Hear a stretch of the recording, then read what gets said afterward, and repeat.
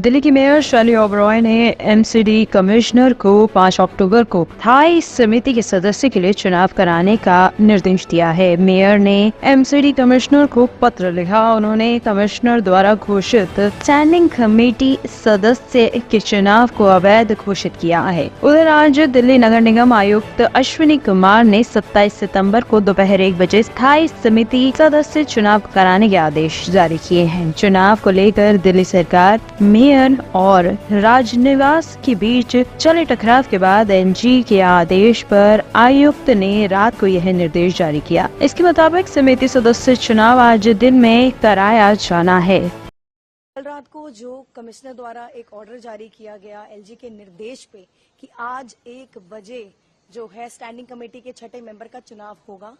अगर हम DMC act की बात करें, एमसीडी के हमारे रूल्स एंड रेगुलेशंस की बात करें, तो वो ऑर्डर पूरी तरह से इलीगल है, अनकॉन्स्टिट्यूशनल है। डीएमसी एक्ट की रेगुलेशंस की धज्जियां उड़ाई गई है। अगर आप डीएमसी एक्ट का सेक्शन 74 पढ़िए, 76 पढ़िए, रेगुलेशन 23 पढ़िए, तो किसी भी प्रकार का जो एलजी के पास पावर नहीं है कि हाउस की मीटिंग के इंटरफेयर कर पाए। तो आज जो चुनाव होने वाला है हमारी नजर में पूरी तरह से इलीगल है। कल जब सदन 2 बार 3 बार एडजर्न किया और भारतीय जनता पार्टी ने उसी प्रकार से कल भी खलल डाली, कल भी जो इलेक्शन प्रोसीजर को है जो पहले दिन से बाधा डालने की कोशिश की वो कल भी जारी रही। कल मजबूरन मुझे सदन 5 तारीख तक स्थगित करना पड़ा।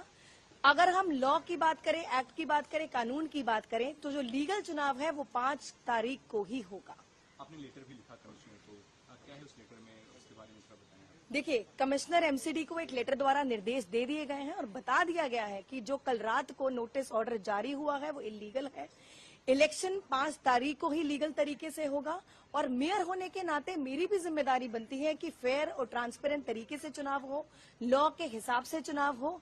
तो आने वाले समय में भारतीय जनता पार्टी को समझना होगा कि तानाशाही नगर निगम में इस प्रकार से नहीं चलेगी। भारतीय जनता पार्टी की ऐसी क्या मंशा है कि कल रातों रात इलेक्शन करवाने की कोशिश की गई और आज भी जो 1 बजे चुनाव की तारीख दी गई, जहां पर सदन में मेयर, डिप्टी मेयर या कोई सीनियर मोस्ट काउंसलर ही जो है सदन को प्रिसाइड कर सकता है, वहां पर किसी अधिकारी को लगाना। एमसीडी के कानून में साफ साफ लिखा है कि कॉरपोरेशन का सिटिंग बुलाने की, सदन की सिटिंग बुलाने का अधिकार केवल और केवल मेयर को है और किसी को नहीं है। एलजी साहब नहीं बुला सकते, कमिश्नर नहीं बुला सकते, केवल और केवल मेयर सदन का वो बुला सकती हैं और मेयर उसकी जब सदन होगा तो मेयर उसकी अध्यक्षता करेंगे।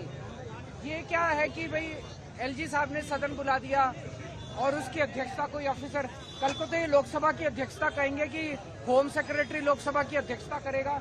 हम जनतंत्र में रहते हैं, हम डेमोक्रेसी में रहते हैं। दूसरा, कानून में लिखा है कि जब भी सदन बुलाया जाएगा 72 घंटे का उसमें समय दिया जाएगा। कोई काउंसलर बाहर चला गया, कोई काउंसलर अवेलेबल नहीं है, सबको टाइम की जरूरत होती है।